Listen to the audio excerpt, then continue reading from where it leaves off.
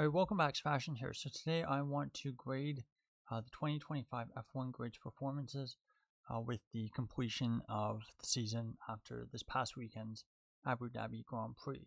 So we're going to be going in reverse championship order, starting with driver 21 and going all the way up to championship winner Lando Norris.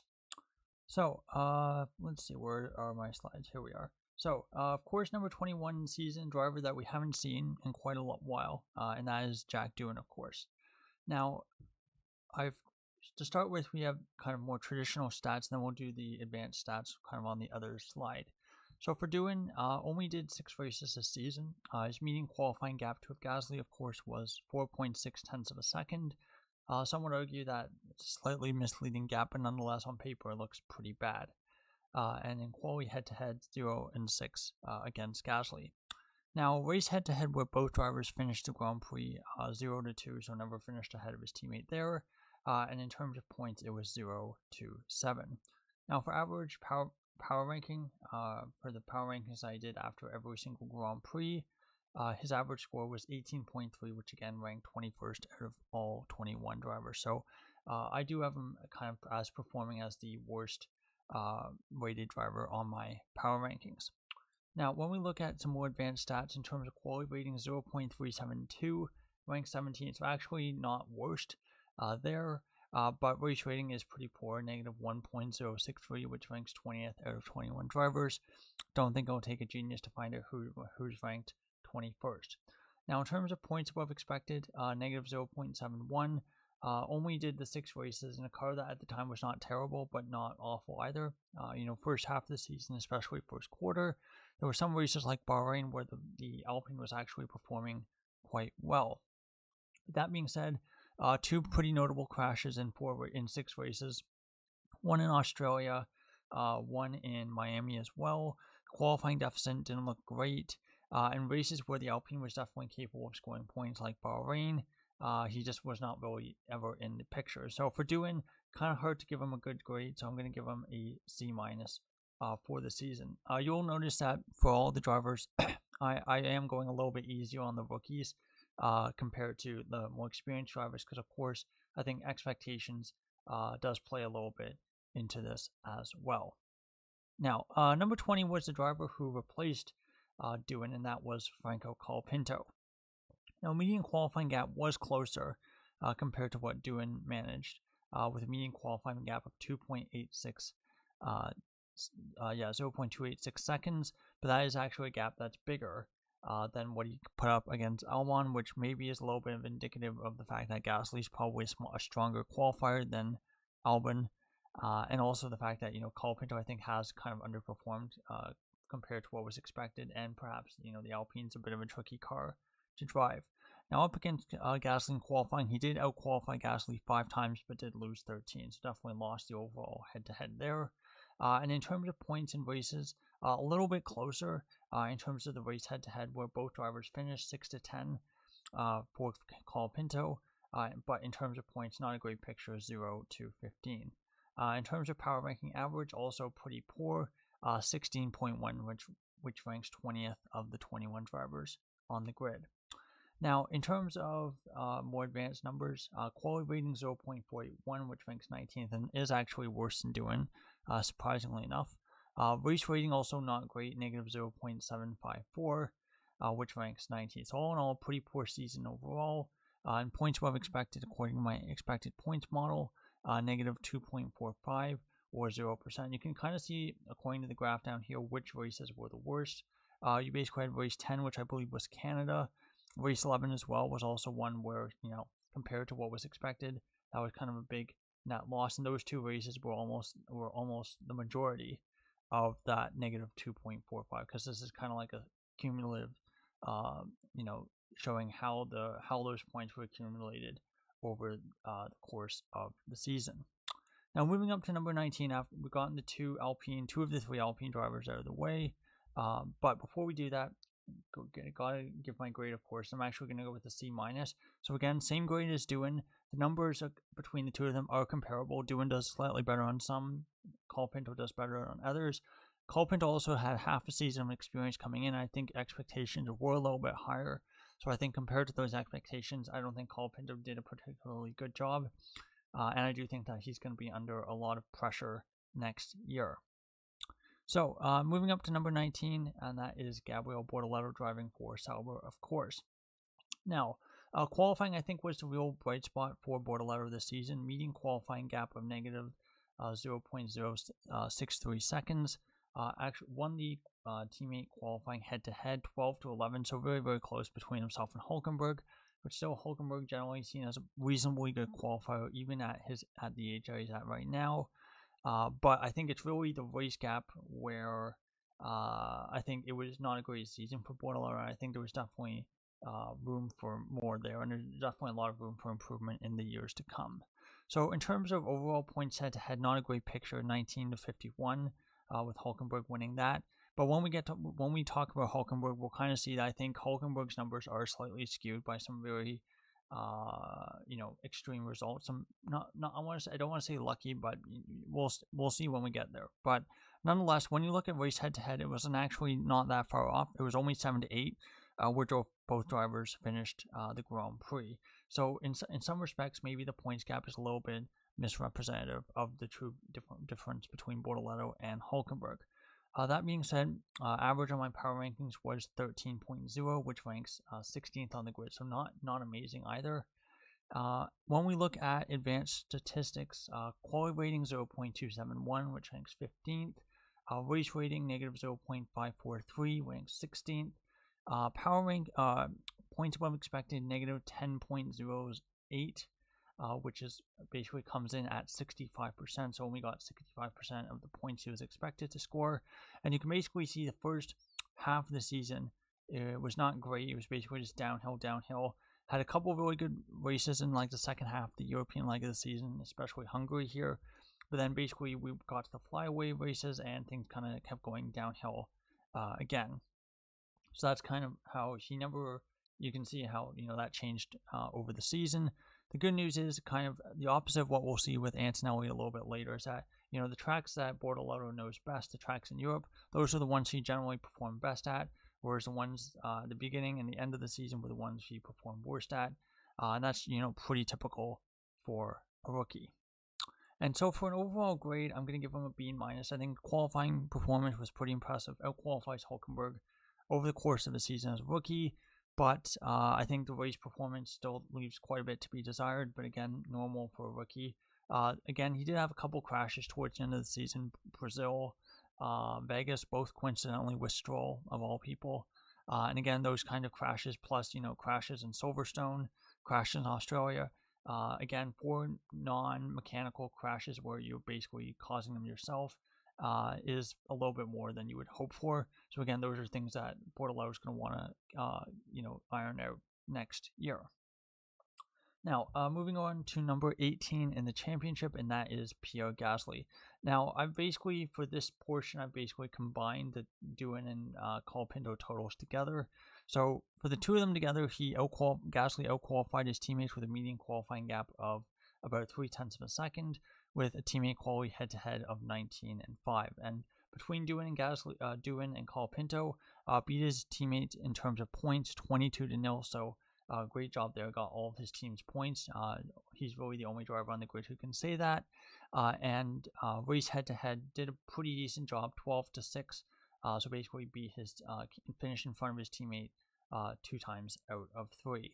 Now, power ranking average was 11.6, which only ranks 14th. Generally, my power rankings, if you're lower down on the grid and, Alpine were dead last in the constructors this year, it's a little bit harder to end up higher on my power rankings just because of how I do them. But that being said, I don't think it was a terrible season for Gasly. He really, I think, got the most out of the machinery. And like we'll see in a second, I think in some ways he actually, got more points than he probably should have.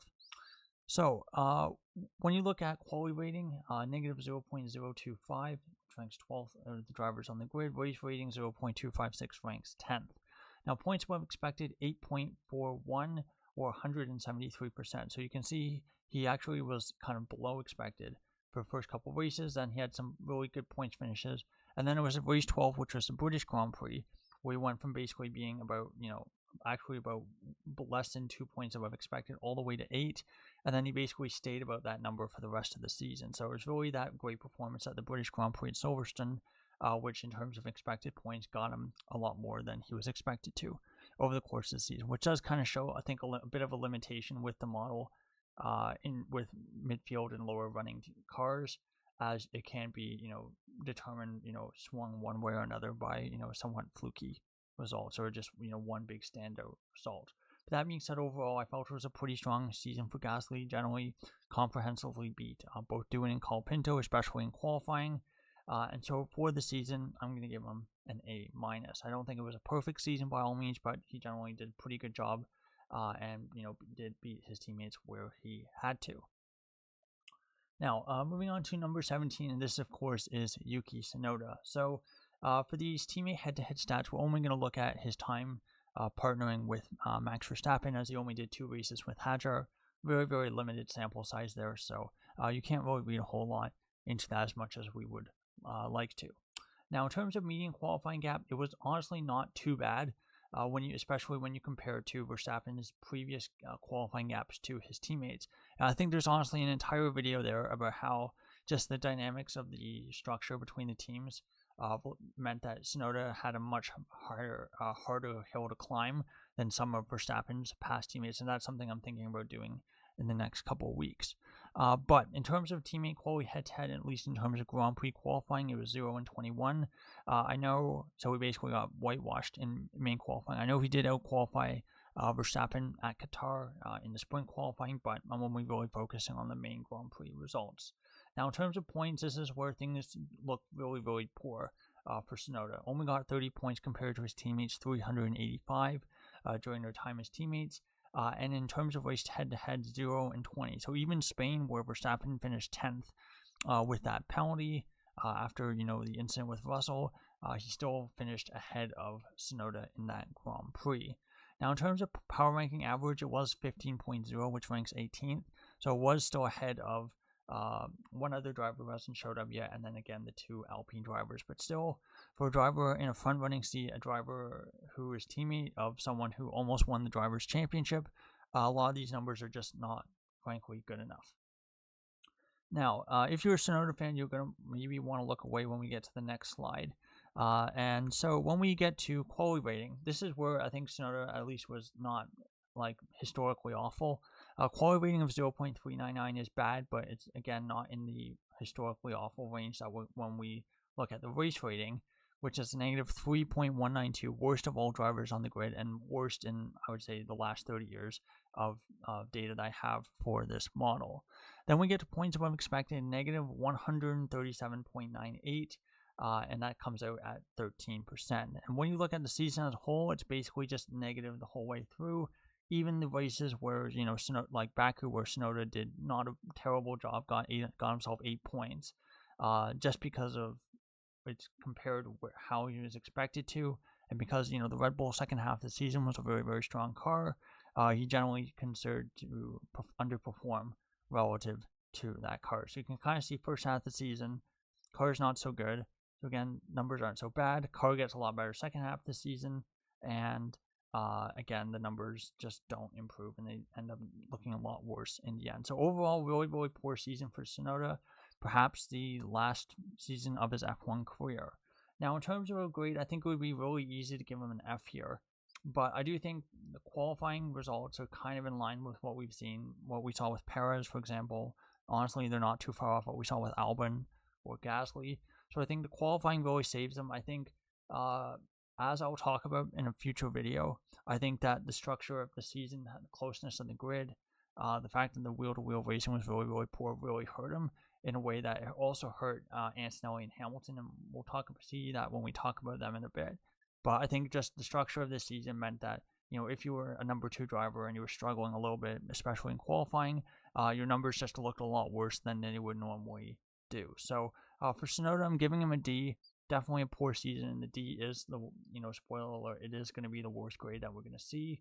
But still, I'm not going to give it an outright F. Now, moving on to number 16, and that is Lance Stroll. Now, Stroll had a very, very strange season. On one hand, he gets whitewashed in qualifying, 0-23. Median qualifying gap's not too terrible, positive 0.290. But when you look at the points, it's honestly not too bad. In their time as teammates together, Stroll and Alonso, Alonso has basically gotten somewhere between double and triple Stroll's points, whereas this year that's not even the case.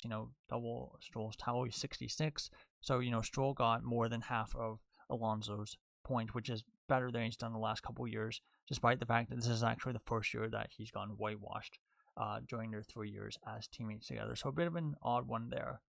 Race head-to-head, though, really shows a pretty dominant picture in terms of Alonso's favor. Only 2-14. So Stroll only finishes ahead of Alonso when both drivers finished twice out of the 16 Grand Prix where both drivers finished. So that definitely shows race domination on Alonso's part. Now, Power Rankings average was pretty bad, 15.5 or 19th. I do think, when we get to the next slide, we'll really see this in detail, but I really felt like a lot of Stroll's points were really just a lot of luck. There was some skill involved at times, but I really felt like Stroll kind of got a lot of good luck this year when it came to points opportunities, and that really contributed to him getting, the number that he did. Now, when we look at quality rating, pretty terrible. This is worst on the grid, 0.599. Race rating, slightly better, slightly helped, I think, by his good luck this year, and that is negative 0.309, which was 14th on the grid. Now, in terms of points above expected, even though Stroll had a pretty poor year, this is again taking into account how many points you're expected to score from your starting position. Of course, if you start lower down the grid, you're expected to score less points. So Stroll actually got 5.8 points more than he was expected to. And so the blue bars here show like massive jumps in terms of, points that he got compared to what he was expected. And then most of the season, I think, just in terms of raw numbers, are actually red. So you can see basically Australia, big boost there. Race 12, that's going to be Silverstone. And basically between those two races, that's most of the positive there. And then there's just these big negative jumps in between. So that 5.8 comes out at 125%. But really for Stroll, I do think he got a little bit lucky. I know at times he'll just randomly turn into Senna, especially in wet conditions, those are the conditions that we had in Australia and Silverstone. So again, credit to him for being able to drive in the wet conditions, but still, when it was dry, he generally had a pretty poor season. And so for Stroll overall, I'm going to give him a C. Qualifying was pretty poor. Races overall were not great, but he did have some flashes of good driving here and there. And so for me, that's good enough to give him a better grade than, for example, Doohan or Colapinto. Now, number 15 is Esteban Ocon. Probably a bit of a surprise to see him this early in the video, especially compared to where I thought he would be preseason. And I think for Ocon, it's been a pretty disappointing season, and I think it sets up a 2026 where I think there's going to be quite a bit of pressure on him to even keep his seat in Formula 1, not just at Haas, but just in Formula 1 in general. So median qualifying gap was a positive 0.146, really struggled with rear instability throughout the season, just had very little confidence in qualifying, especially compared to his teammate, Ollie Bearman. Now, teammate qualifying head-to-head 9-14, so lost to qualifying head-to-head there. And in terms of points gap, 38-41, so a lot closer there in terms of points gap. And again, that final race of the season in Abu Dhabi definitely helped Ocon a lot, otherwise it would have looked a lot worse. Race head-to-head was relatively close, 12-8. 8-12. So only won 8, and then Bearman won 12. So still lost there. And again, not a great sign when your teammate's a rookie and he's almost certainly going to improve quite a bit next year. Now, power ranking average was 12.8, which ranks 15th, so not awful, but still in kind of your bottom quartile basically. Now, when we look at advanced stats, quality rating was awful, 0.543, which ranks 20th on the grid, so worse than Tsunoda, worse than Doohan, worse than Colapinto. And race rating, that, however, is honestly not too terrible, 0.158, which ranks 11th on the grid. Now, points above expected, 3.53 or 112%.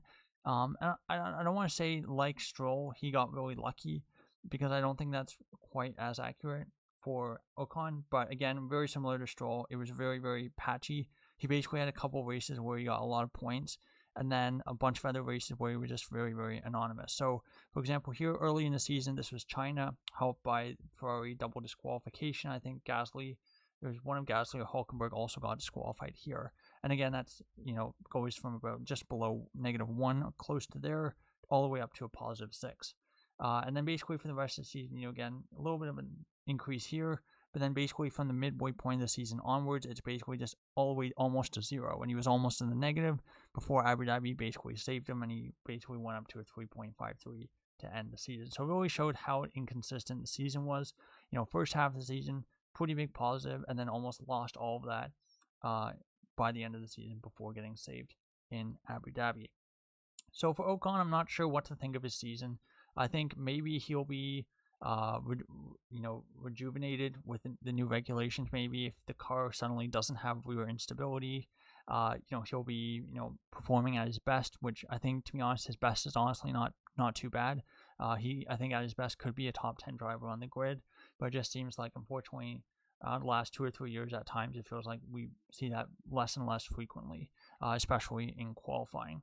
So for Ocon's season overall, I do think expectations were higher relative to Stroll, for example. And while I do think he drove a little bit better than Stroll, I'm going to give him a slightly better grade, but not that much better. I'm going to give him a C+, which is still not a great grade. I do think it was still a disappointing season. And again, I do have expectations that he should be able to do better next year. Okay, so moving on to driver number 14, that is Liam Lawson, 14th in the championship. Now for Lawson, of course, it's been quite the roller coaster of a season. Started the season at Red Bull, 2 god-awful races, gets himself demoted to Racing Bulls, and kind of rebuilds his season, and that really, I think, saves his F1 career. Now, median qualifying gap, and this is again relative to Hadjar, not relative to Verstappen, median qualifying gap of 0.131, and that's a gap that came down quite a bit towards the end of the season. Most of the season, it was basically in the 2/10s, 2.5 range. So the fact that it basically dropped so much towards the end is, again, maybe somewhat indicative of progress on Lawson's part, or perhaps a sign of stagnation on Hadjar's point. That's, again, an interesting discussion to be had there.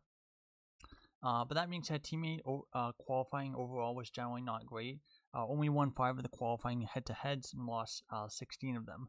Race results were marginally better, for sure. Slightly better in Lawson's favor compared to qualifying, which makes sense. I think we've kind of seen, even when in the standby performances 2023, 2024, that Lawson generally is a better racer than qualifier. But the points head-to-head were still a loss in his favor. 38 points for him, 51 for Hadjar during their time as teammates. In race head-to-head where both drivers finished, 6 wins for Lawson, 11 for Hadjar.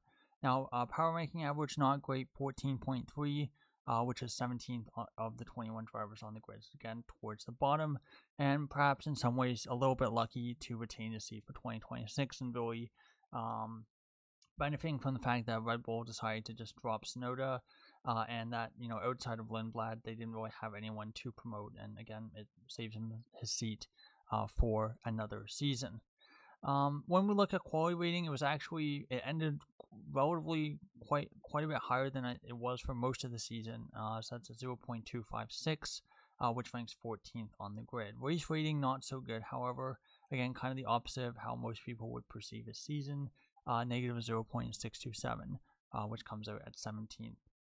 But it's really a couple of races towards the end of the season which really tank the race rating as well as the points we have expected, which finishes at negative 10.15, which is 79% of his expected points, so not great there. When you look at his season, of course, you have the 2 races at Red Bull, and then again, it's basically downhill all the way to about race 8, I should say. And then again, some really good races there towards the midway point of the season where he's actually in the positive for a bit. But then 2 big negatives. I believe this race is Zandvoort, where him and Sainz came together. And then the other big negative is this one here, which was Vegas, where he started very, very highly, clattered into Piastri on the opening lap, and basically his race was ruined from there. And that was a race where I think there was a lot of potential in terms of scoring points. Both McLarens got disqualified. He started very, very highly. So again, those 2 things kind of joined together there. But, outside of some of those bad ones, it's not too terrible. And, without some of those races like Zandvoort and Vegas, maybe could have ended up in the positive. And that's something that, perhaps he can build on next season. But that being said, overall, A little bit disappointing compared to expectations. I do think more was expected of him, but I do think we saw some of the warning signs, especially with qualifying pace, for example, even as early as last year, and that kind of really showed up right away in terms of the quality gaps between himself and Verstappen at Red Bull. And I think Lawson has had about 30 races or so of F1 experience, 35 almost, I think. And so we kind of have an idea of where his qualifying pace is. I think reality is it's towards the bottom of the grid, maybe a little bit better than Stroll, maybe a little bit better than what Ocon did last year, but still it's not very good. And I think it's unfortunately likely going to impact his ability to stay in F1 long term. So in terms of a grade for the season, I'm going to give him a C+. I do think he showed a lot of resiliency in terms of coming back from getting demoted from Red Bull. I think at times the race performances were good. At other times qualifying performances were pretty decent, but I think a little bit too much inconsistency. I think especially in wheel-to-wheel racing, if you're going to be a driver who qualifies poorly, you can't have as many wheel-to-wheel incidents or just poor racecraft as Lawson had this year, and that's something he's really going to want to work on next year. So, moving up to number 13, that is Ollie Bearman. So, of course, for this one, the quality stats are basically just the same as what we did for Ocon. So, I'm going to skip those, and we're just going to go straight down to power rankings. So, power ranking average was 11.2, which was actually 10th on the grid, so pretty good. So, in the top half for Bearman. And I think there were a lot of races, especially in the top half, first half of the season, where he just didn't get the results, but I thought, he had a pretty good weekend. I think that kind of helps, raise his numbers up a little bit as well. Now, quality rating 0.102, finished this season at 13th. That is definitely an improvement from where he was for the first half of the season. Race rating is very, very high, 0.826, which ranks 7th. A little bit of a surprise that it's that high, and if you saw kind of my, age and experience adjusted, race rating, ranking, that I did in the fall around the Brazilian Grand Prix time. Spoiler alert, Bearman ends up really very high on that list, and part of the reason is because, the unadjusted ranking is already in 0.826, already is 7th. So again, it shows that just in terms of race results, Grand Prix results, he had a pretty good season. Points above expected is 6.8, it was 121%, and that's, a very, very good score, especially for a rookie. Now, it's quite an odd season. You basically had a couple of really good results here early on, gets himself into the positive, and then you have a long stretch where you didn't have the results, and again, it eventually falls in the negative, about -7 or so. Really good result, race 15. I believe that is the Dutch Grand Prix. I want to say that's Dutch Grand Prix. And then again, you have the really, really big one here, and this is, of course, Mexico. Followed up by Brazil, I believe it is. And then, unfortunately, for Bearman, dropped a little bit towards the end of the season. But still, overall, it was a positive in terms of points where expected. And for a rookie, that's pretty unusual. So, again, I think that's only a good thing for Bearman. I think, especially, the way he came into F1 with the fact that you had these really contrasting results. The standby F1 performances with Ferrari and Haas look really, really impressive. But then his Formula 2 season looked really, really poor and really shoddy. And so we didn't really know which version of Bearman we were going to get. And I think what we got this season is much closer to the, Ferrari Haas Bearman last year and a lot less of the F2 Bearman, which is, I'm pleasantly surprised to see. Now, in terms of overall rating, overall score for the season, I'm going to give him a B. I think the quality pace was good. Race pace also was pretty good at times. But I think what's holding me back from giving him a better score is a bit of inconsistency over the season. He had, he almost got a race ban. Got a lot of penalty points for like things during practice sessions where he would pick up like a 10-point grid penalty. So he'd have a really good qualifying session. Like this is what happened at the British Grand Prix. Have a really good qualifying session. Gets his 10-point penalty from practice. And that makes him start, really, really far down the grid. And so, there was a lot of self-inflicted moments like that. There was other incidents like, Italy where he got tangled up with signs as well. And again, that's something that's, kind of normal for a rookie and things that, you would hope to see improved next year. Now, moving on to number 12, and that is Isack Hadjar. I think pretty pleasantly surprised by his rookie season. And again, of course, he is going to be Max Verstappen's teammate next year, so that'll be interesting to watch. We've already gone over a lot of these stats talking about Lawson, so we're going to just go down to the power ranking. Power ranking average of 10.2, which ranks 7th on the grid, so pretty good there. In terms of power ranking, being in 7th in your rookie season is, not definitely pretty impressive. When you look at quality rating and race rating, quality rating negative 0.067, which ranks 10th. So decent there. Race rating a little bit worse, negative 0.383, and that ranks 15th. Now, points above expected, negative 8.52 or 85%. So, interestingly enough, both Lawson and Hadjar were both in the negative here. So it is a little bit unusual to see two sets of a team where both teammates are in the negative, and that suggests, mistakes on their part, or just the team really poor, shoddy, strategies or race execution on the team's part. And that's something that AlphaTauri Racing Bulls has been known to do over the years. When you look at race by race for Hadjar's points above expected, you have a lot of big negatives. Australia, China, but you also have a lot of big positives like race 8 and 9, which I believe is Canada and Spain, I want to say. And then you have, race 15, of course, where he got that breakthrough result, that podium, which got him almost up to, break-even point. But then he had a couple more races where it's just kind of poor and then a little bit better towards the end of the season. But, for Hadjar, he had a lot of races where he was starting in the top 10.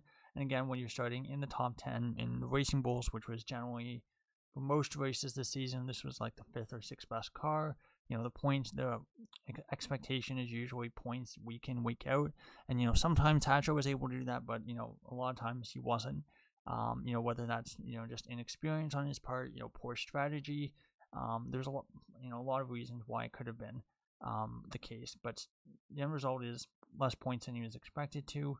And so, again, that's something that's going to be perhaps a little bit of a concern for Red Bull as, he jumps up to the main team to be Verstappen's teammate. The other thing that I have concerns with for Hadjar for 2026 is that I don't know how much he's going to be. He's basically he's kind of, suffering from, I would say, Mick Schumacher type syndrome. So what I mean by this is 2021, of course, Mick Schumacher's teamed up with Nikita Mazepin at the Haas. The car is terrible, but, he generally comprehensively outperforms Mazepin over the course of the season and generally looks, like a decent F1 driver after that first season. Second season, of course, Mazepin gets dropped. Magnussen comes in last minute to replace him, and right away Magnussen looks like the better of the two drivers. And so I wondered with Hadjar, if he's basically being made to look a little bit better than he actually is just because of the fact that Lawson is his teammate. Now, I think Lawson's definitely better than Mazepin, but still, obviously, when you go from Lawson as your yardstick to Verstappen as your yardstick, as we saw the first two races of this year, that's a massive difference in terms of ability and performance. So it'll be really interesting to see what we get next year. Are we going to get Mick Schumacher 2.0, where we have this massive performance difference, perhaps as big or even worse than what we saw with Tsunoda this past year? Or is he going to be actually really, really good, and is he going to be the closest team anyone's ever gone to Verstappen since Ricciardo left the team? And again, that's something we're gonna have to wait 3 to 4 months to find the answer to that out. But for Hadjar for 2025, I think compared to expectations, pretty good season. A couple of low moments like the formation lap crash in Australia, but for the most part, it's been a better season than I was expecting. And so I'm going to give him a B+ for my grade for this year. Now, moving into number 11, and that is Nico Hülkenberg. So for Hülkenberg, we've already done the team stats, teammate head-to-head already when we talked about Bortoleto. So we're going to go straight to power ranking average, 11.5, which ranks 13th. So a little bit of a surprise that when we look at the stats on the next page, that he would only come out at 13th on the grid. But I do think, I kind of hinted at this when I was talking about Bortoleto, but I really kind of feel like Hülkenberg, in terms of the raw points totals that he got, he did get a little bit lucky at times, and I think that's kind of skewed some of the overall stats. So quality rating was not great, 0.32, and again, when you're out qualified by your teammate, it's kind of hard to have a great race quality rating, especially when you're in the midfield. Now, race rating, very, very good, 1.218, which ranks 5th on the grid and better than actually quite a few of the front-running drivers as well. But when we look at points above expected, I think there's maybe a little bit of a bit more nuance required here. So, points above expected, we're going to go down to this, positive 28.34, which is the highest that any of the midfield drivers have, so basically anyone outside the top 4 in the constructors. And when you do that as a percentage, 225%. So that's more than double, getting more than double the points that he was expected to, based on how strong the Sauber was and based on his starting position. And so when we look at the race by race, this really kind of comes through, where the majority of his points above expected are from 3 Grand Prix. That's Australia, Spain, and of course his podium, his maiden podium at the British Grand Prix. Now, nothing against his podium, it was a great result, but again, when you score 15 points, and I believe he started outside the top 10 this Grand Prix, you start pretty low down. Having those kinds of races when you're in a car that's not so good, those numbers are going to be, be overly represented in your, season totals. And so, for example, if you take those 3 races out, from Silverstone onwards, he's basically kind of break even. Maybe a little bit of improvement. You have a couple races here we got, in the positive, and then, a bit of a negative here. So if you take those 3 races out, it was basically just dead even, which is much closer to being in line with Hülkenberg's career averages, even, when he was at Force India, even when he was at Haas, where he's just always kind of traditionally been, in terms of race performance, kind of a break-even 100% level driver. And so, I do think that these numbers are a little bit skewed. And so we'll see what happens next year in 2026. If he has such great luck again, if he's just able to create, great luck out of thin air. Some drivers, they always say, you have to just create your own luck. And generally, the talented drivers are better at creating that luck than, those who are not so talented. But still, for Hülkenberg, I think, overall, it's a good first season at Sauber. Gets his first medium podium, of course, which is a great story in itself. But I do think we're starting to see his age, especially with qualifying pace. And we'll see how much that affects his, bleeds into affecting his race performance in terms of his ability to score points next year in 2026. But overall, I think pretty good season for Hülkenberg. I'm going to give him a B+. Now, moving on to the top 10 in the championship, so moving up into 10th, and first we have Fernando Alonso. Now, for Alonso, it was a great season. I've talked a lot about these stats already, but I do think I just want to highlight that, for Alonso at 43 years of age, I think he's already 44 now, as we're recording of this video, but, whitewashing Stroll in qualifying, I think is really, really impressive. And even though the gap is not so big, I think it highlights not that, Stroll is particularly poor, Alonso is exceptionally amazing, but I think what it really highlights is that Alonso's consistency in qualifying and his ability to make sure that he didn't have really awful qualifying performances was really, really impressive this year. Now, moving down to power ranking. So power ranking average 8.4, which ranks 6th. That's actually the best in the midfield. By I think a good margin. I think 7th is Hadjar, and he's almost an entire point lower, I believe. But when we get to quality rating, race rating, numbers are kind of a little bit more iffy, and I do think Alonso had quite a bit of bad luck this season. So quality rating negative 0.29, ranks 7th, so pretty good there. Race rating 0.386, ranks 9th.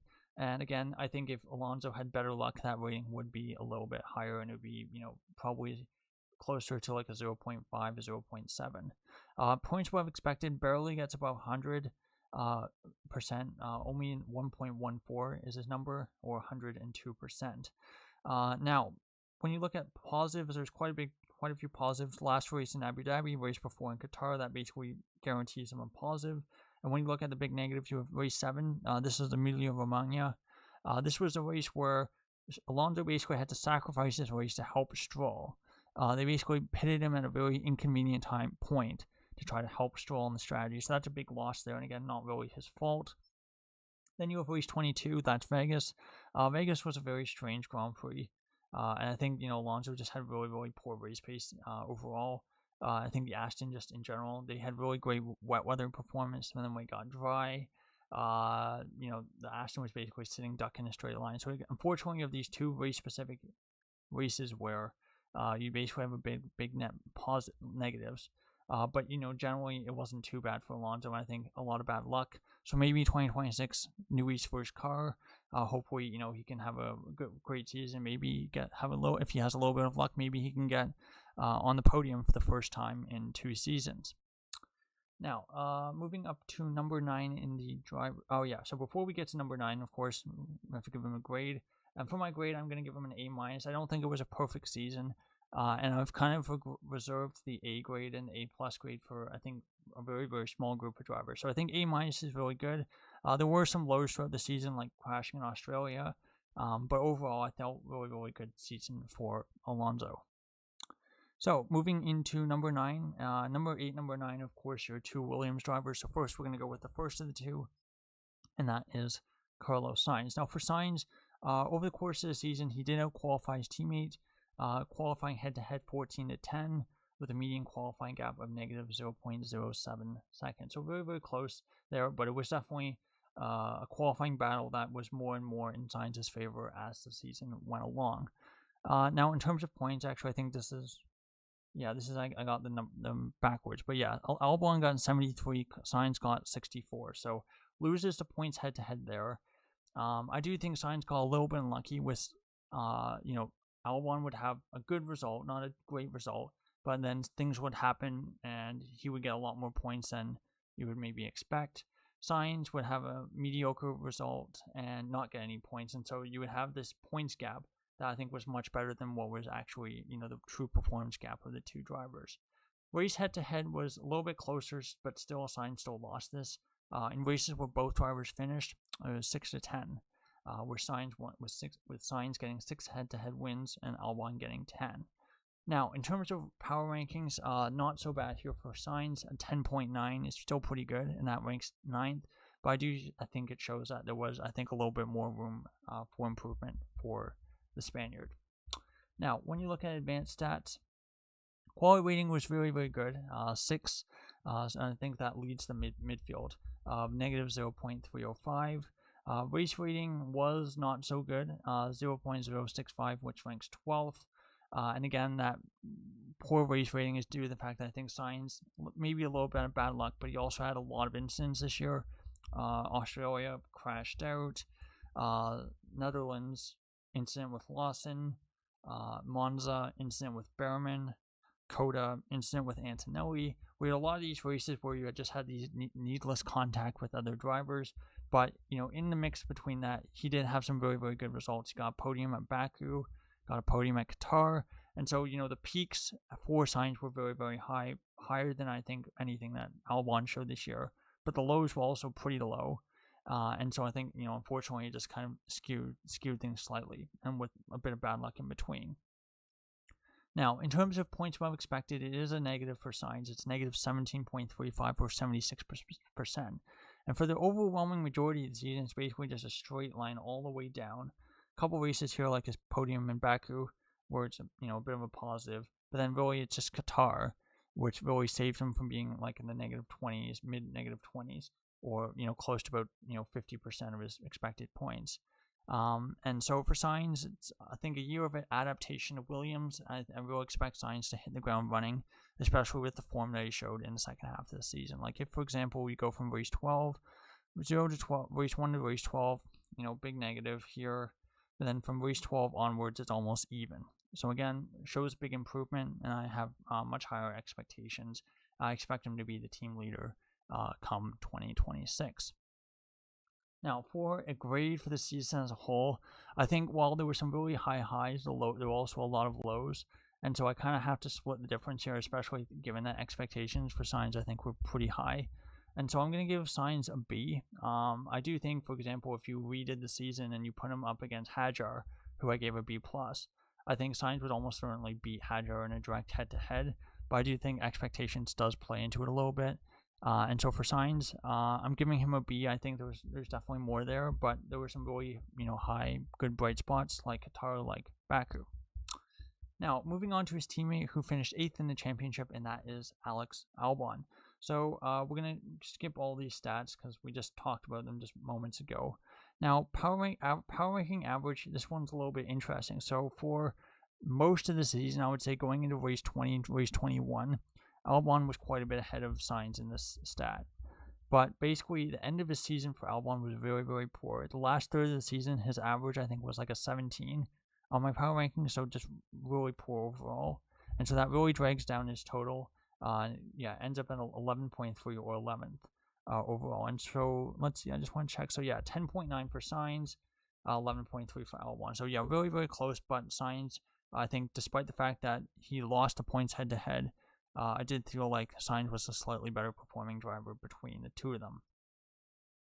But when you look at some of these advanced stats, it does show a very, very different picture. I do think it kind of highlights a bit of the recency bias with looking at Albon's season. Like, of course, because of that recency bias, we look at the most recent results. And I just want to skip down to the graph first. So you can see basically from race 16 onwards, Albon's points above expected are basically all in the red. So basically he's getting less points than he's expected to. And that really contrasts with the first 2/3 of the season, where he generally did a really, really good job of, being consistent and also being opportunistic, and built himself up a really, really massive cushion. Now, getting back up to the top, so quality rating, negative 0.029, ranks 11th, so of course a little bit behind his teammate as well, as he lost the teammate head-to-head, but race rating is pretty good, a 0.807, which ranks 8th.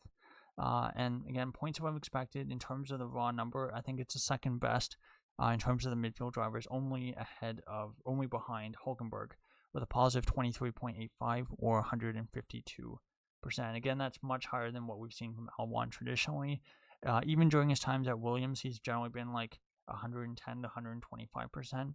And because that Williams, during his time there, has generally been a pretty poor car, that only translates to maybe being like 1 or 2 points above expected. But for this year, very good car, and I think Albon was very, very opportunistic in those first 2/3 of the season, as you can see from all the blue in those first 2/3 of the races. But I do think a little bit of good luck at points, even if he didn't get a podium. I think, maybe papers over some of the performance deficit, especially in qualifying. And so for Albon, I'm going to give him a B, same score as his teammate. I think overall it was a pretty good season, really good points early on, and that really helped Williams solidify P5 in the constructors. But I do think, overall performance was okay. Lost qualifying head-to-head, and again, performance definitely tailed off towards the end of the season. So now moving on to the top 8 in the drivers' not in the top 8. Well, I guess obviously Tsunoda should have been in 8th, because of course you have the big 4 teams, and then you have everyone else. But moving into the top 7, which is really the top 4 in the constructors minus Tsunoda, and that is of course number 7. That would be Kimi Antonelli. Now, for Antonelli, I think it was, a decent rookie season, but I do think there was definitely a lot of rough patches along the way. Now, median qualifying gap, of course, against his teammate George Russell, positive 0.347, which is actually very, very close to what I predicted it would be before the season started. So, a little bit happy on that front, but I think for Antonelli, I think he would have hoped for a little bit closer. For reference, Verstappen was, I think, 2 and a bit tenths off of Daniel Ricciardo during his first season at Red Bull during his age 18 season. Now, of course, that wasn't his rookie season F1, but it was a season where he was basically drop shipped into Red Bull mid-season. So I do think, there's a little bit of both there, working in both his favor and both against Verstappen in that 2016 season. But again, those, I think, compared to Verstappen, I think the qualifying gap of, 3.5 tenths is a little bit big. And, whether Antonelli would ever be able to turn over such a big margin in qualifying, I do think is a fair question. Now, in terms of head-to-head against George Russell, only won 3 of the 24, but did, I think still winning 3 shows that there's at least some potential for him to be better than Russell at points. The question, just like we kind of have been asking about Piastri relative to Norris, is the fact that can he be, better than his teammate more consistently? And again, that's really going to be the big trick. Now, in terms of points, not a great picture. Scored 150 over the course of the season, with his teammate scoring 319. Now, in terms of race head-to-head, 1-3 and lost 17 were both drivers in races where both drivers finished. And in terms of average on my power rankings, 11.3 or 12. So still in the bottom half and one of the lower scores when it comes to front-running drivers. But still, given the circumstances, I do think this was a season where Mercedes were not really expecting to have to promote Antonelli to Mercedes this early. Of course, it was, everything was kind of prompted by, Lewis Hamilton deciding to go to Ferrari, which we'll be talking about shortly. But still, I do think, not a great season overall by a lot of these metrics for Antonelli. Now, in terms of quality rating, it's honestly not too bad. Negative 0.198, which ranks 9th. So again, being top 10 in qualifying in your rookie season does show that, the pace is pretty good on that front. But that being said, race rating not so good, negative 0.698, which ranks 18th on the grid. And I do think, similar to Tsunoda, I do think Antonelli was hurt by the fact that the grid was very, very compressed. So it means that mistakes in qualifying, the damage in terms of your grid position looked a lot worse. So you'd start a lot further back. And then because dirty air was such a big problem, because the grid was so compressed, it made it much harder to kind of move up the field compared to past years, which of course, that historical data is what you're being compared against in the quality rating and race rating. So there isn't any kind of, term that, controls for, things like field spread or, controls for, dirty air. I don't think I'm going to ever try to make something like that because it would be very, very hard to calculate. But it's just one of those things where when you have a season that's quite extreme, like 2025 has been, it just means that, drivers like Antonelli or Tsunoda in those kinds of situations, where you have a bad qualifying session, compared to historical seasons, in front-running cars, it's much harder to come back from that, or it's been much harder to come back from that this year than it has been in previous years. Now, points above expected, not terrible, but honestly, it's not too far out of line with what you would expect for a rookie in a front-running team. Negative 28.41 is his total, and 83%. Now, funnily enough, he actually started out in the positive, helped by that pretty strong performance in Australia in the wet. But then, kind of as the season went along, you had this big stretch, especially in Europe, where it was basically just negative all the way through. And, kind of the opposite Bortoleto. Bortoleto, I think his best stretch was in Europe. And for Antonelli, he didn't score a single point in any of the European races in 2025, which is quite shocking. One, because he has driven a lot of those tracks in junior categories, and two, because he's in a Mercedes. So, but when we got to the flyaway races, things kind of, evened out a bit. And again, you can kind of see from about race 16 onwards, he was actually in the positive. So if you basically take the European races out, Antonelli was actually positive when it came to expected points. So quite an interesting stat there. And we'll see if maybe a bit like Piastri with his hate affair, I guess, with the North American tracks, if this is something that will be a trend in the coming years, or if this is just kind of a one-off that we'll only see in his rookie season. Now, for Antonelli as a whole, I do think compared to expectations, a little bit like Behrman, where Antonelli finished 6th in Formula 2 in his rookie season.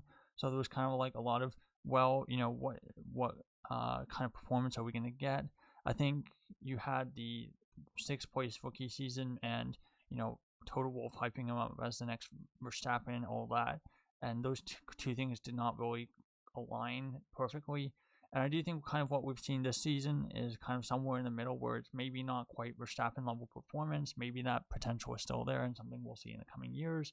But I do think it's a little bit better than, what you would expect given his performances in the junior category, especially last year. Not necessarily what he was doing in Formula 4 and stuff, which was, exceptional, but definitely compared to what he was doing in F2. I think really just giving credence to the thought that, Prema in Formula 2 last year was very, very poor, and that they just had two exceptional drivers, and they were, really wasting them away, a bit like McLaren with Button and Alonso. Now, for a grade, I'm going to give Antonelli a B. I do think it was a solid season. You had some real highs, sprint pole in Miami. Honestly, the Brazilian Grand Prix as a whole I thought was very, very strong for Antonelli. But you also had a lot of lows. You had crashes with Verstappen in Austria. You had crashes with Leclerc and Zandvoort. And you had a lot of races where things were just not very good. And things he was just not able to put the races together. But I do think there's a lot of positive there and things that he can build on in the coming years. Now, moving up to number 6, and that is, of course, Lewis Hamilton. So for Hamilton, first season at Ferrari, first season in red, I think definitely did not go the way that he had hoped. Median qualifying gap of positive 0.1, which funnily enough is identical to the median qualifying gap he had last year against George Russell, which I think really shows that Leclerc and Russell are very, very close in terms of one lap pace. Now, in terms of teammate qualifying head-to-head, Hamilton only won 5 of the 24 teammate battles, losing the other 19. And in terms of points, not so good here either in terms of points. I think this is probably the most worrying, I would say, for Ferrari and for Hamilton. He gets 156 points this past season. Leclerc gets 242. And interestingly enough, if you compare to George Russell, I think Russell last year in 2024 got a very similar points tally to what Leclerc got this year. But the difference is that Hamilton got a much worse tally than what he got last year. So you basically have two cars that are kind of comparable: 2024 Mercedes, 2024 Ferrari, just in terms of raw points total, of course, at least. You could probably argue which car is better and whatnot, but just looking at those raw points totals, Hamilton's gone worse this year, especially in terms of race performance, and that's definitely a worrying trend, as with the age that Hamilton's at. Usually those kinds of things don't get better. Now, of course, first season at a new team, we've seen a lot of drivers first season at a new team haven't done so great. Ocon struggled in qualifying. Sainz, I think, struggled for just race execution. So again, it's not unheard of for drivers to struggle in a new environment. But when you're getting paid $60 million a year, I think usually the expectations are a little bit higher. Now, race head-to-head, not so good here, and actually worse than the qualifying, as we'll kind of see. So in races where both Ferrari drivers finished, which was 21 of them, as they had 3 double DNFs or double disqualifications in the case of China, they did a very good job of being synchronized. So Hamilton only finished ahead of Leclerc 3 times out of 21 races, which is pretty bad, and finished behind the other 18. Now, Power Rankings average, maybe I was a little bit kind to Hamilton this year, but his ranking was 10.4 on average, and that ranked 8th on the grid. Now, quality rating, honestly not terrible here, negative 0.235. So for all the, Hamilton's complaining or moaning during press conferences after, qualifying about how he can't drive anymore, the quality rating is still not too terrible. I do think it kind of went a little bit sideways, in the last quarter of the season. But for the season as a whole, I don't think it was that bad. I do think suffering a little bit from the same as Antonelli and Tsunoda, in the fact that the field spread, I think, this past season was just historically very, very small, tight. And that meant that, any mistakes in qualifying for the front runners, I think, just got magnified a lot more than they normally would be. Race rating, though, I think is definitely a sign for concern, as this is something that's generally been a strength of Hamilton's for the last, 5 to 10 years.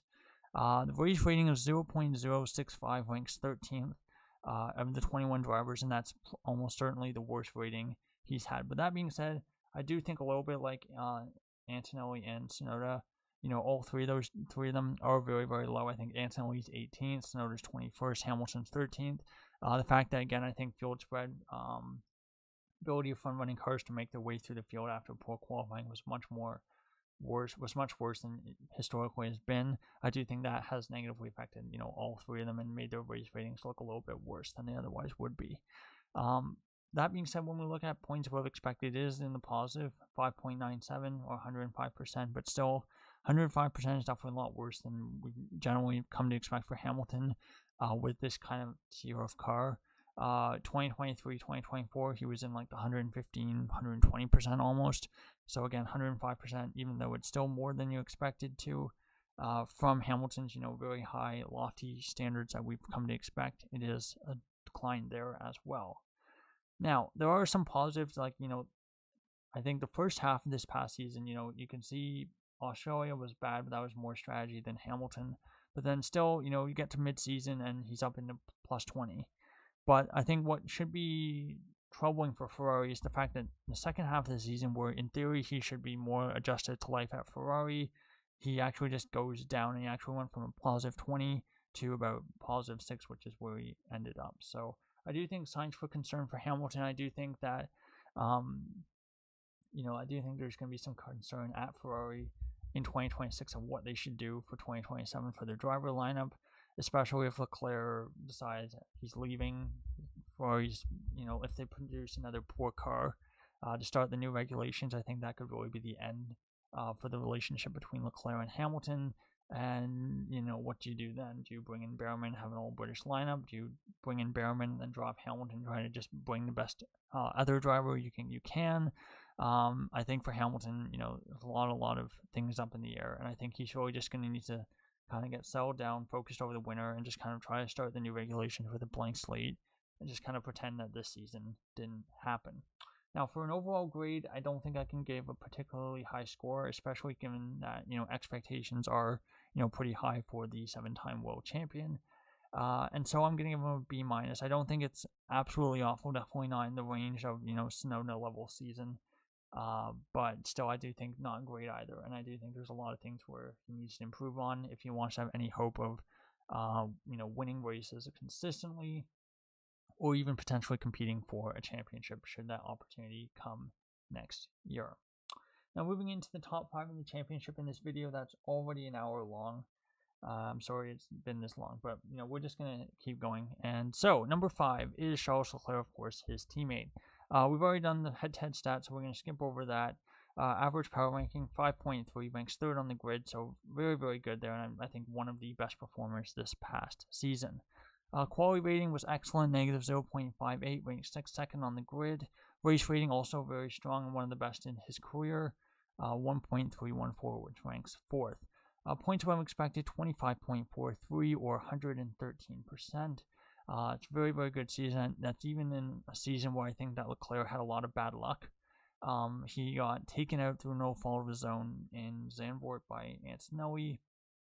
Got caught up in that melee with Piastri and Antonelli again in Brazil, where he basically got knocked out. So you have 2 races there. If he hypothetically finishes those races, he probably ends up with a plus like 35 or so, and that would probably get him closer to 120%, which is, in a front-running car, 120% is basically elite level. But that being said, I think for Leclerc, generally excellent season and a very poor car, but reminiscent of Alonso's 2014, I would say. I do think there are some places where I think Leclerc could be a little bit better, and I think that's particularly wet weather driving. He's talked about how the Ferrari is terrible in the wet conditions. I think that makes Leclerc look a little bit worse than he is, but still relative to what Sainz has maybe been able to do in the wet conditions, even to what Hamilton was able to do at the wet British Grand Prix. I do think there's a little bit of room there for improvement in wet performances, but overall I think for Leclerc it's been a very, very strong season, so I'm going to give him an A. Now, moving on to 4th in the championship, and that is George Russell. So we've already gone through a lot of these stats, so we're going to move straight to the power ranking average, and it's 5.2, which ranks 2nd on the grid. I don't think I need to tell you who came first in our average power rankings, but of course, you can now work out the math that, Russell did finish ahead of both McLarens in terms of power rankings, so I thought, he had a very, very strong season. Now, quality rating, negative 0.474, ranks 5th, surprisingly, and race rating 1.408, so marginally better than Leclerc, but I do think some of those lack of luck on Leclerc's side, maybe a load of good luck on Russell's side, maybe plays into that as well. Now, race points above expected, very, very good for Russell, and one of, I think, probably his best ever season in this regard. Positive 52.29 or 122%. So Russell had very, very few races where he was actually scored less points than expected. Let's see, race 12. Is this race 12? Yeah, race 12 here I think is one of them. You have a couple races here. I think one of these is Monaco, where he just got stuck behind a bunch of cars, and the model doesn't differentiate if it's Monaco or not. So it just sees front-running car and it says, oh, you should be able to score points there. And then you have a couple races towards the end of the season. But overall, most of these races are in the positive. I think showed that, Russell had a consistently excellent season. Now, how much that was maybe looking a little bit better than he was because, Antonelli was his teammate now compared to Hamilton. When Hamilton was his teammate, Russell's race performances, I wouldn't say looked average, but they didn't look quite as good as Hamilton's, I would say, over their time as teammates together. So getting brand new teammate, brand new rookie to F1, I think maybe makes Russell's results look a little bit better than they actually are. But still, I think for Russell, I think it was an excellent season overall, and I think he's shown that he's very much capable of competing and winning a world championship. He just really needs the car to be able to do so. Now, for score, I'm going to give them an A. Same score I gave Leclerc. I do think the two of them were very, very comparable. They were the team leaders for their teams, and they did, a really, really good job overall with very, very few mistakes between the two of them over the course of the season. Now, moving on to number 3 in the championship, and it's our first of the two McLaren drivers. Now, for Piastri, median qualifying gap of positive 0.48, so it does get out qualified by Lando Norris for the 3rd season in a row, but has basically halved the gap from where it was last year. So it was about 10th last year. And so he's basically, each season he's basically halved the gap. He went from about almost 2 tenths to about 10th to half a tenth. So maybe next year it'll be a quarter of a tenth. Again, we never know. Maybe it'll actually go in Piastri's favor next year. But still, definitely a decent improvement in terms of 1 lap pace compared to the years before. And teammate quality head-to-head 10-14, with 10 wins for Piastri, 14 for Norris. And this is a big improvement from last year, where it was 4 wins for Piastri, 20 for Norris, and people were making a big deal about Piastri's poor qualifying performances. And I thought, no, hold on. The gap is not that big. It could easily get a lot smaller next year, and Piastri could be right in this again, and that's kind of what we saw happen. But unfortunately for Piastri, last third of the season happened, and that kind of ruined things, ruined his championship chances as well. Now, in terms of points overall, it was very, very close, the closest between the two of them that it's ever been. 410 points for Piastri, 423 for his teammate Norris, and of course, eventual world champion. Now, race head-to-head maybe about the same proportion, I think, compared to qualifying. 8 head-to-head wins for Piastri, 12 for Norris, where both drivers finished. And in terms of average power ranking, 6.4, which ranks 5th on the grid, so behind Leclerc, behind Piastri, and behind his teammate Norris as well, and of course behind Max Verstappen. So 5th on the grid in terms of power ranking is not amazing. But still, I think it is an improvement from past years. I do think, in his 3rd season, he does still have a bit of room to grow, especially in terms of race performance. Now, in terms of quality rating, the quality rating I think was very, very good, negative 0.491, ranks 3rd on the grid. So qualifying performances were excellent this past season in general. Race rating 1.012, and it was actually much higher than that for most of the season, but really the final third of the season really killed them. As you can tell from looking at the graph. So, race rating 1.012 ranks 6. Points above expected, negative 14.45, 96%, which is again not awful in a front-running car, but still, it's kind of hard to win a championship. It's hard to win a championship with a points above expected below 0, but funnily enough, it has happened at times, and that's something that maybe I can look at in a video over the winter. But really, the biggest losses for Piastri were definitely Australia. Without that, he's world champion. Then you have, from race 2 all the way to race 16, basically, it's big positive. So basically, gets himself up into the positive, and then the final third of the season crashes back down again, with most of that negative coming here, which I believe is Baku. And so, for Piastri, it's, I think, a season where there's a lot of positives, a lot of highs, but also a lot of negatives there. And this is a season where, in some ways, you can argue he should have been champion. He had perfect reliability. He got that 30-something point buffer on his teammate Norris. But I know you can argue about McLaren basically being biased in Norris's favor, and a whole bunch of things that hurt Piastri, help Norris. And maybe that changes his numbers a little bit. Maybe that makes the points of expect a little bit better, race rating a little bit better. For Norris, and a little bit worse for Norris, or better for Piastri, worse for Norris. But unfortunately, it is what it is at the end of the day, and I can't go and manipulate the numbers just because of something like that. So for Piastri as a season, for the season as a whole, I think it was a good season. Definitely an improvement from what we saw the last 2 years, but I think definitely there's a lot more room for improvement there. Maybe not a lot, but I think a little bit more room for improvement is maybe a better way of putting it. And so for a grade, I'm going to give him an A-, a little bit below Russell and Leclerc, but above most drivers on the grid. Now, moving on to second in the championship, and that is, of course, Max Verstappen. Some would say the driver who made the championship interesting this season. Now, teammate head-to-head, we already talked about that when we talked about Tsunoda's getting destroyed. So we'll just skip over that. Of course, Verstappen basically destroyed his teammates, both of his teammates this year, both Lawson and Tsunoda. Now, for power ranking average, not a big surprise. He ranks first. A 3.0 is actually better than what he got last year. Last year, I think his average was like a 4.3. So this year, even better, and he's not champion, which is kind of ironic. So, and although that being said, Verstappen did kind of admit after the season finished that, yeah, he thought he drove better this past year than he did in 2024. Now, when we get to the other stats, they're kind of ridiculous. Quality rating of negative 0.674, first on the grid. Race rating is 3.078, ranks first, and it's the second best I've ever calculated. Only second to 2023, and of course Verstappen as well that year. Points above expected, excellent, 71.50, 122%. But when you look at the graph, it's quite interesting. Basically, you have a straight line from the start of the season to about race 8. And then from race 9, which is of course Spain, all the way to race 14, it goes down. And he almost gets below 10 for points above expected.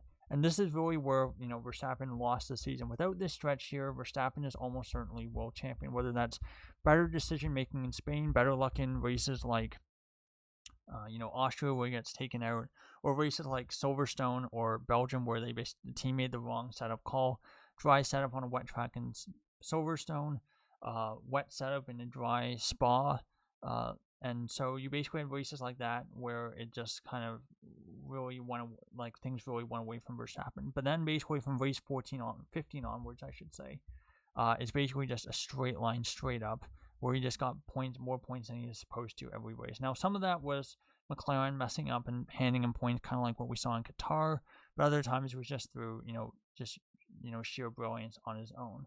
And so for Verstappen, excellent season, isn't world champion, but I think pretty much almost everyone would agree best driver this season. I think that's reflected in my grades as well. I'm giving him an A+. Yes, maybe could have been a little bit better in races like Spain, but, on the whole, I think best driver this season, and so I think A+ is a very deserving grade for Max Verstappen. Now, of course, that finishes us off with our world champion, Lando Norris. So qualifying stats, teammate stats, we've already talked about this, so we'll skip that. Just for this one last driver, and again, we're already creeping up to the 1 minute and 12 minute mark. Power ranking average 5.9, which ranks 4th on the grid. So your world champion's not even in the top 3, which is a little bit of a surprise. I don't have enough historical data just because I haven't been doing this channel long enough. I haven't been doing the power rankings long enough either to really tell, if historically being 4th on your power rankings would be bad for a world champion. But again, there's definitely been seasons like I think early 2010s where Vettel won 4 straight. And I think for at least some of those years, people definitely thought that, Alonso was the best driver. And this is kind of a similar situation, I think. Now, quality rating, negative 0.491, almost identical to Norris's, or to Piastri. So despite the fact that he outqualifies Piastri, 14-10, the quality ratings are basically identical with Piastri actually being marginally in front. So a little bit interesting how that happens. Race rating, though, is very good, 1.698, which ranks second on the grid. In many seasons, 1.69 would be good enough for first, but unfortunately you share a grid with Max Verstappen, so it's only good enough for second. And points above expected, 20.45, 105%. Again, you can see that throughout the season, it's just kind of this gradual uptrend with some, clear negatives like this one here, which is Canada. You have this one here, which I believe is Baku, and then you of course have Qatar as well. So those are really the 3 negatives. But other than that, it's generally been a very good season for Norris. And again, you can kind of make the argument that I made when I was talking about Piastri, where the way that McLaren managed the season with Papaya rules means that, maybe Piastri should have ended up with more points, Norris should have ended up with less points, and so therefore, Norris's points above expected should maybe be a little bit lower, race rating should be a little bit lower, but still, I think it was a very strong season, and I think some of the races in the final thirds of the season, Mexico and Brazil in particular, Norris really showed his mettle and really held his nerve. And really got those big points where it was necessary, because obviously without those points, with this title being decided by 2 points in the end, those really strong performances, Mexico, Brazil, he had the car, he delivered when he needed to.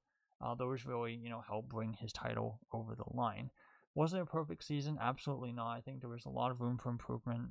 Qualifying the first third of the season, just overall malaise. At points are just mistakes. Like Canada, were just kind of sheer underperformances. Like Baku, I think podium was like kind of the bare minimum there. But overall, I think it was a good season. And again, I'm very happy that Norris is able to call himself a world champion now. And so for Norris, for his grade as a whole, I'm going to give him an A-. So that's the end of this video, grading the 2025 F1 grid. I think this is one of the longest videos I've ever done, an hour and 15 minutes as it is. But I think that's good enough for now. And so thank you so much for watching, and goodbye.